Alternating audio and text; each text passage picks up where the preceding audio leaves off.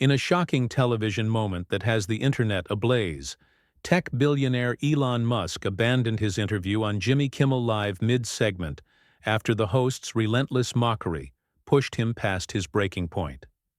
What began as playful banter quickly descended into one of the most uncomfortable celebrity confrontations in recent late-night history.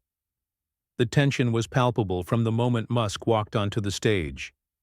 Kimmel's opening monologue had already taken several swipes at the billionaire's recent social media antics, but few could have predicted just how quickly the interview would spiral into chaos. The typically composed tech magnate grew visibly uncomfortable as Kimmel's questions became increasingly pointed, eventually leading to a dramatic exit that has set social media on fire. "Well, look who's decided to grace us with his presence. Tonight," Kimmel began, gesturing toward Musk as the audience applauded. "The man who's promised to solve everything from traffic to immortality, and is batting about 500 on delivery."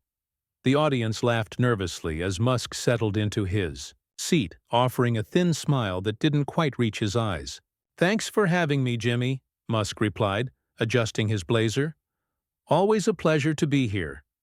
His tone was measured, but there was an unmistakable edge to his voice. Kimmel nodded, shifting in his seat as he shuffled through his note cards.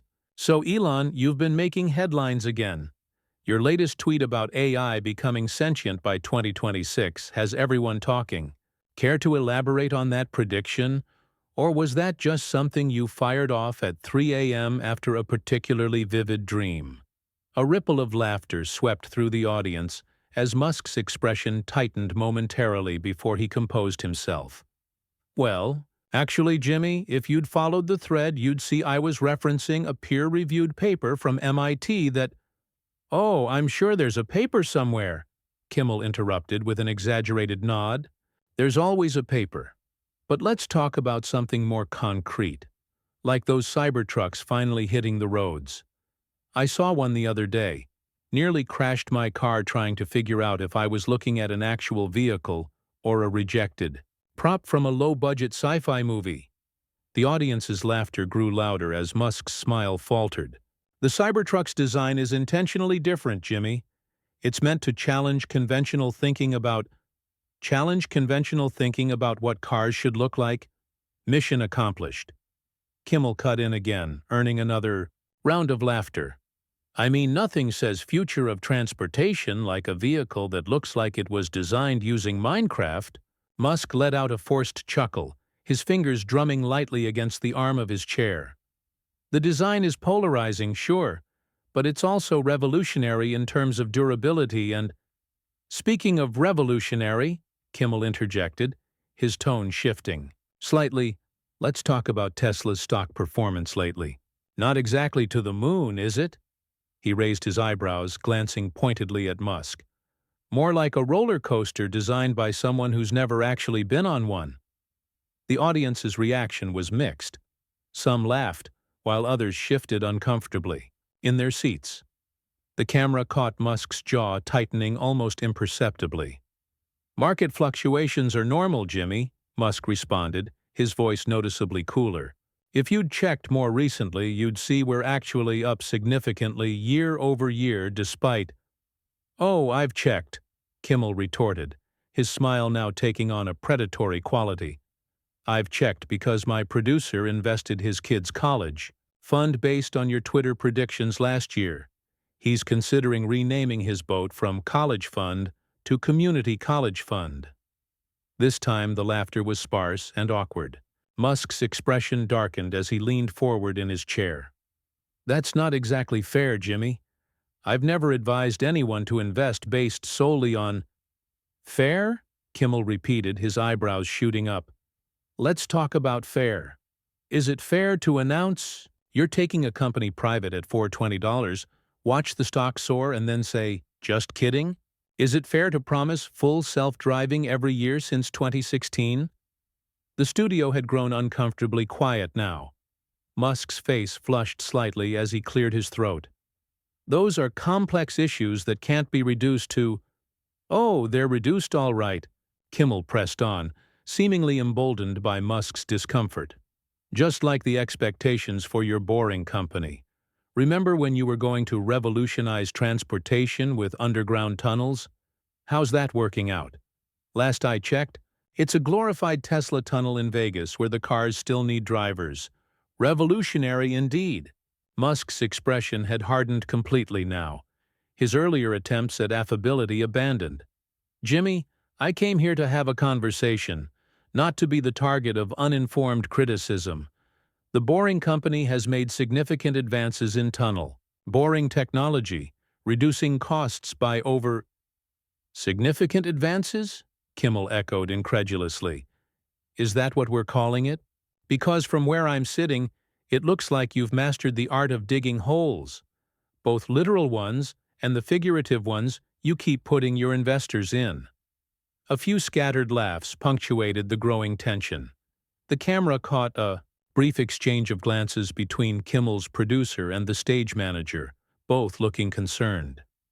"I've had enough of this," Musk said quietly, his voice barely audible over the murmuring audience.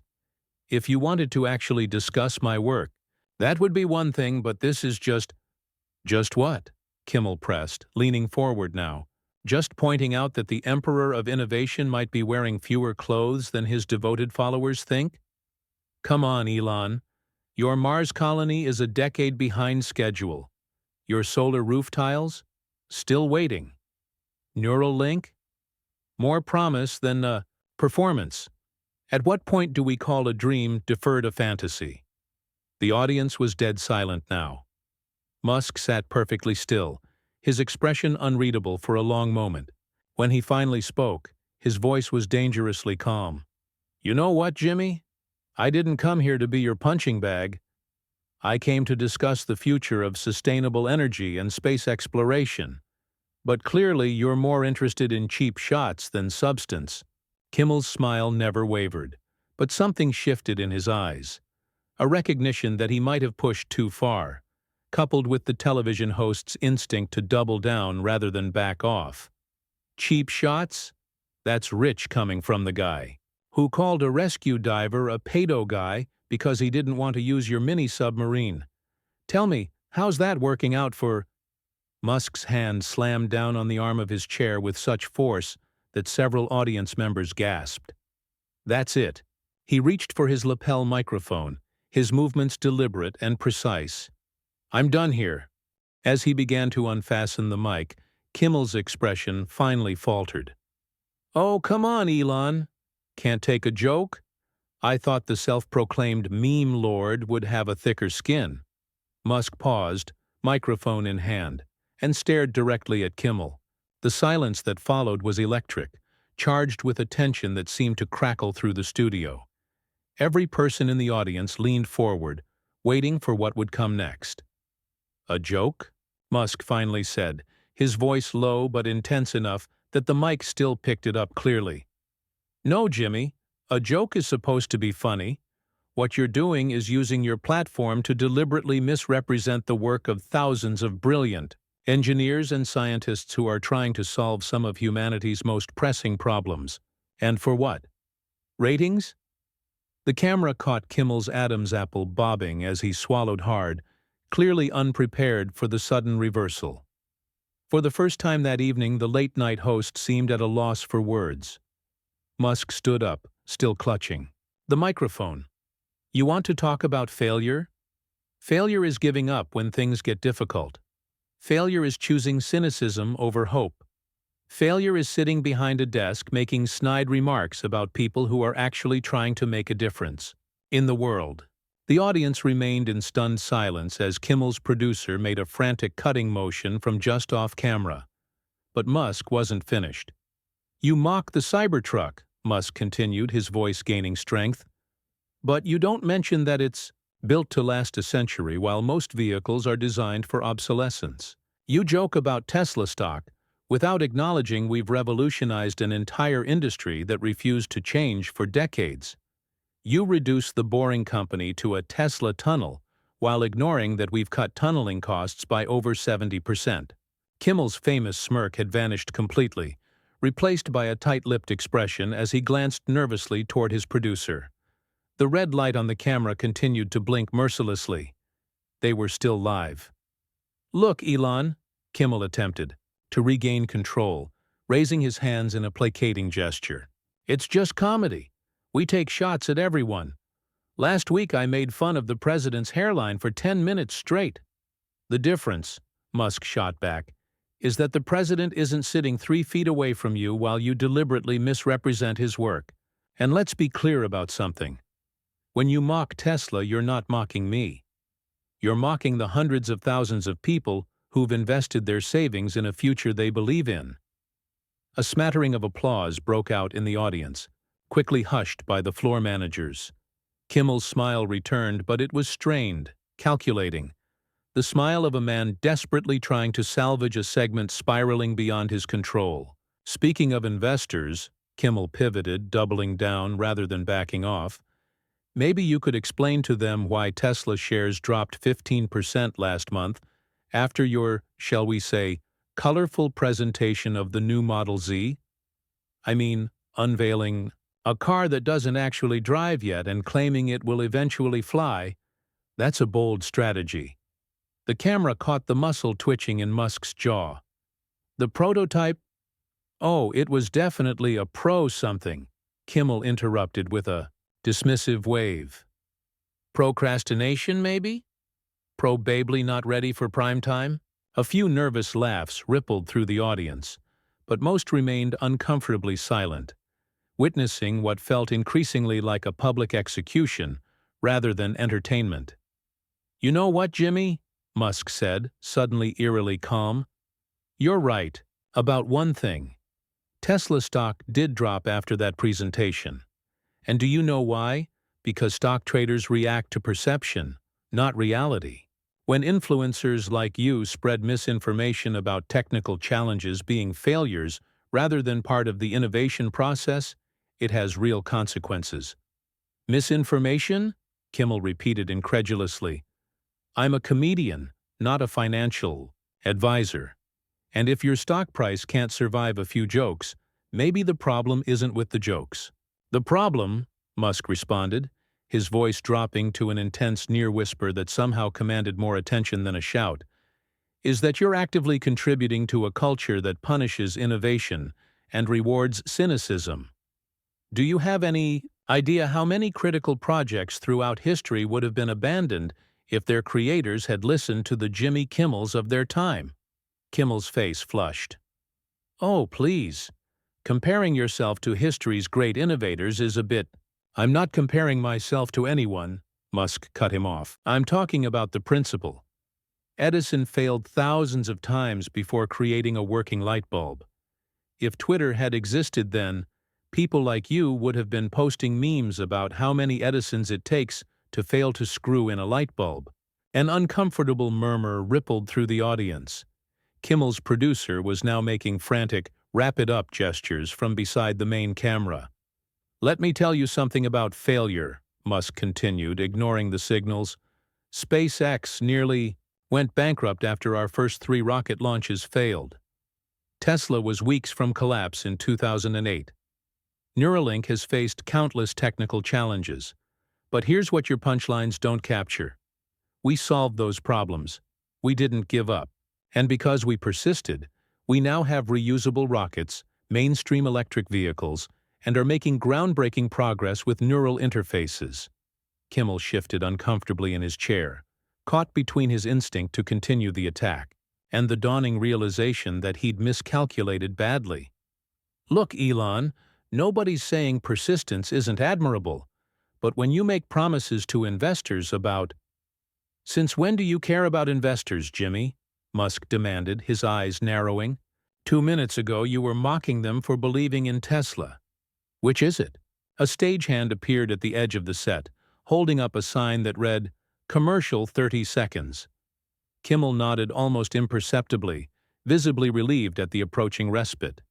"We'll continue this fascinating conversation after the break," Kimmel said, turning toward the camera with a practiced smile that didn't reach his eyes.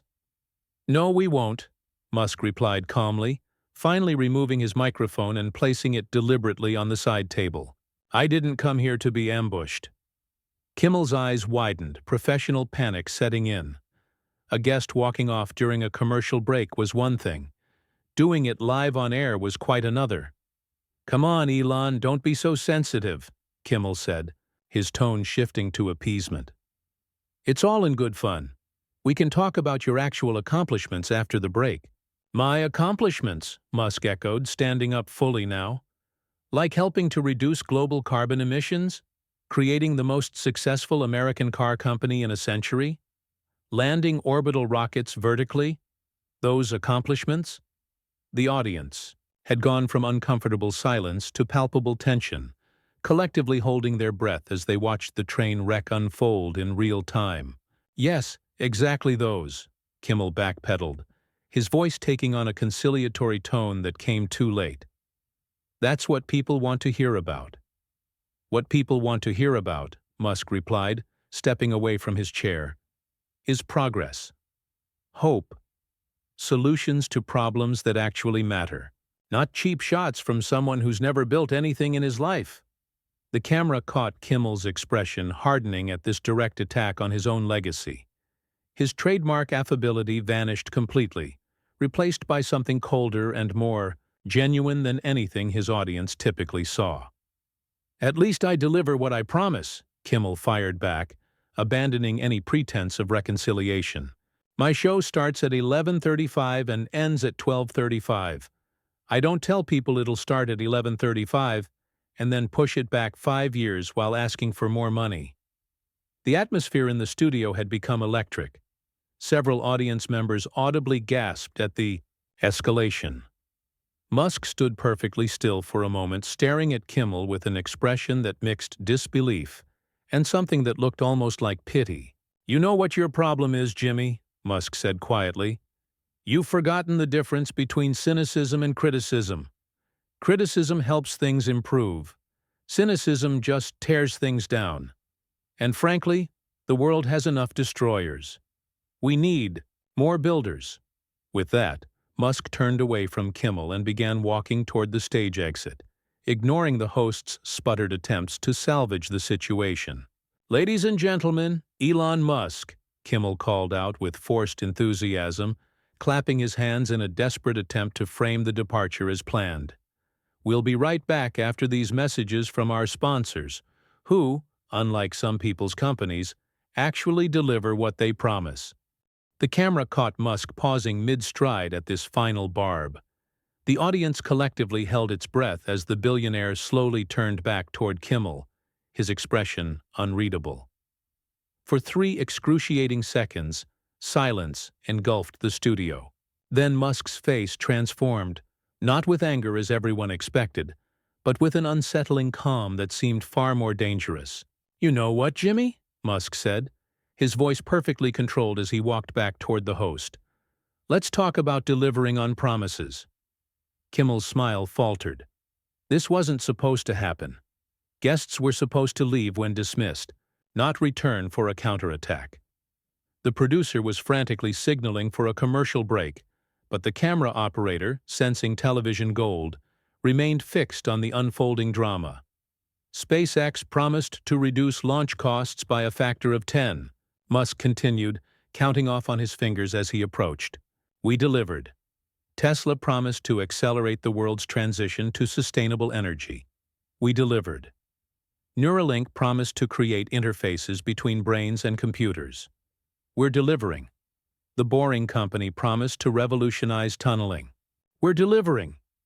He was standing directly in front of Kimmel now, looking down at the seated host. "And what exactly have you delivered, Jimmy? 20 years of the same tired jokes? A talk show format that hasn't evolved since the 1950s? Please, tell me about your groundbreaking innovations." The audience erupted in a mixture of gasps, scattered applause, and uncomfortable laughter. Kimmel's face had turned a shade of red that the makeup team would struggle to explain away. "I deliver entertainment," Kimmel retorted, rising from his chair to meet Musk eye to eye. "Something you might want to try instead of overpromising and underdelivering.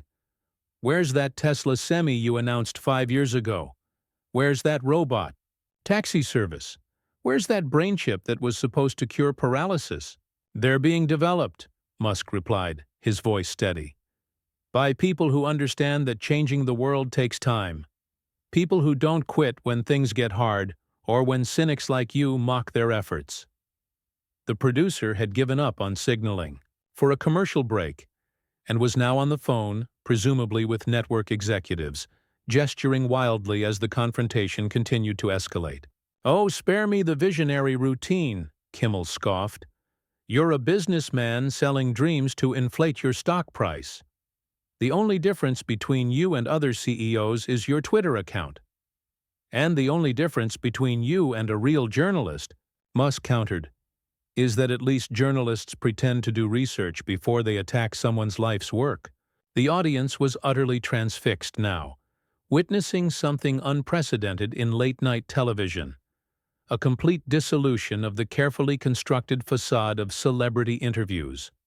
"Research?" Kimmel repeated incredulously. "I've had my team research you for weeks. We know about the working conditions at Tesla, the safety violations, the union busting. Should we talk about that instead?" "By all means," Musk replied, crossing his arms. "Let's talk about how Tesla has one of the lowest injury rates in the automotive industry. Let's talk about how our factory workers receive stock options and health benefits that exceed industry standards.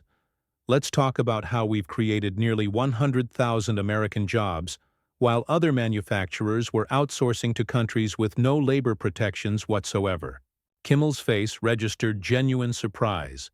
He'd clearly expected his allegations to land more effectively. "The fact is," Musk continued, pressing his advantage, "you invited me here not to have a discussion, but to ambush me with half-truths and dated criticisms. And when I defended myself, you couldn't handle it because it didn't fit your script." "This isn't about scripts," Kimmel shot back, though his voice had lost some of its certainty. "It's about accountability. You make these grandiose promises. Your fans treat you like Tony Stark. And then when things don't materialize on schedule, you act like the timeline was just a suggestion." "Innovation doesn't follow a TV schedule, Jimmy," Musk responded, his intensity undiminished. "The Wright brothers didn't know exactly when they'd achieve flight. Jonas Salk couldn't predict the exact day the polio vaccine would work. And yes, sometimes my timelines are optimistic.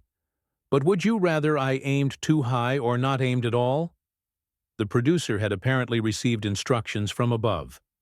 He was now approaching the stage, clipboard in hand, looking simultaneously terrified and determined. "Gentlemen," he interjected, his voice cracking slightly, "we need to break for commercial." "No," Musk stated flatly, not taking his eyes off Kimmel. "First, Jimmy's going to explain to his audience why he thinks it's acceptable to invite someone onto his show under false pretenses and then ambush them." The audience erupted in scattered applause and murmurs. Kimmel's expression shifted, the practiced mask of the entertainer giving way to something more authentic and perhaps more human. "You're right," Kimmel said suddenly, his voice quieter. The admission sent a ripple of surprise through the studio. "I'm right about what?"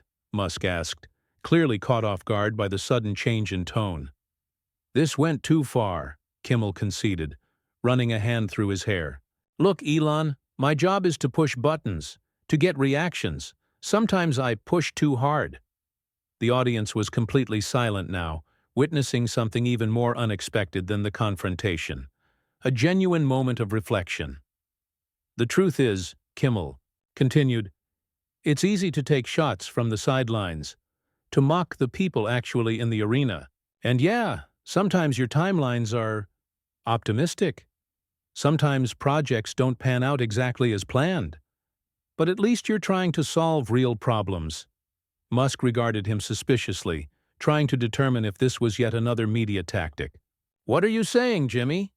"I'm saying," Kimmel responded, sounding uncharacteristically sincere, "that maybe the world needs more people willing to risk failure to achieve something meaningful, and fewer people like me who risk nothing while mocking those who do." The studio remained eerily quiet. the audience unsure how to react to this unexpected turn.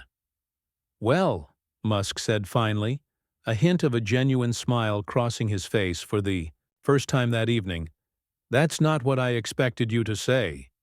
"That's because your predictive models still need work," Kimmel replied, the joke landing as a peace offering rather than an attack. A ripple of relieved laughter spread through the audience. "Fair enough," Musk acknowledged, his posture relaxing slightly. "But I stand by what I said. The world needs builders more than critics." "And sometimes," Kimmel added, "the critics need to remember that." He extended his hand. "Truce?" Musk hesitated for a moment, then reached out and shook Kimmel's hand. Firmly. "Truce." The audience erupted in applause, the tension that had been building throughout the confrontation finally finding release. The producer looked like he might faint with relief. "We still need to break for commercial," Kimmel said, turning back to the camera with a more genuine smile. "But when we return, let's actually talk about the innovations you're working on. The real stuff, not the punchlines." "I'd prefer that," Musk agreed, returning to his seat as the applause continued. As the commercial light flashed on, cameras finally stopped rolling, but the buzz in the studio was deafening. Production assistants huddled in corners, furiously texting. The audience members were all on their phones, undoubtedly sharing what they'd just witnessed. The producer approached both men, dabbing sweat from his forehead with a handkerchief. "That was, unexpected," he managed, looking shell-shocked. "That's the point of live television, isn't it?" Kimmel replied, the tension visibly draining from his shoulders. "Sometimes it's actually live." Musk nodded, a contemplative expression crossing his face. "Sometimes authenticity is better than sticking to the script." As the commercial break continued, something unprecedented was already happening online. Clips of the confrontation were being uploaded, shared, and commented on in real time. What had begun as a potential disaster was transforming into something else entirely.